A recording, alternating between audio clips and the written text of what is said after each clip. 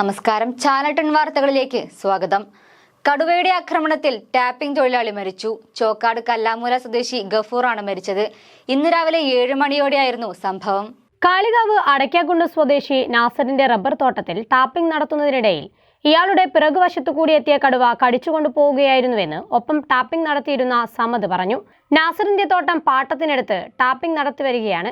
Rubber തോട്ടത്തിന് സമീപം 200 metre ദൂരത്തു നിന്നാണ് 8 മണിയോടെ മൃതദേഹം കണ്ടെടുത്തത്. ശരീരത്തിന്റെ പിൻഭാഗത്താണ് കടിയേറ്റ മുറിവുകളുള്ളത്. സൈലന്റ് വാലി വനമേഖലയോട് ചേർന്ന് കിടക്കുന്ന ഈ പ്രദേശം കടുവയുടെ സാന്നിധ്യമുള്ള സ്ഥലമാണ്. കടുവ ടാപ്പിംഗ് തൊഴിലാളിയെ ആക്രമിച്ച് കൊലപ്പെടുത്തിയ സംഭവം ജനങ്ങളെ ഭയാശങ്കയിലാഴ്ത്തിയിരിക്കുകയാണ്. വണ്ടൂർ നിയോജക മണ്ഡലത്തിൽ ഉൾപ്പെട്ട സ്ഥലമാണ് ചോക്കാട്. കാളികാവ് റേഞ്ചിലെ വനപാലകർ, പോലീസ്, വനം, RRT ടീം എന്നിവർ സ്ഥലത്തെത്തി. Channel ton Perinthalmanna. സ്കൂൾ വിദ്യാഭ്യാസം pre-KG മുതൽ +2 വരെ വിജയകരമായി പൂർത്തിയാക്കാം. ശാന്തമായ പഠനാന്തരീക്ഷത്തിൽ പഠനത്തിലും കലാകായിക രംഗങ്ങളിലും മികച്ച സ്ഥാപനം. പുതിയ അധ്യയന വർഷത്തേക്കുള്ള അഡ്മിഷൻ ആരംഭിച്ചിരിക്കുന്നു. ISS senior secondary school, Ponniyakurissi.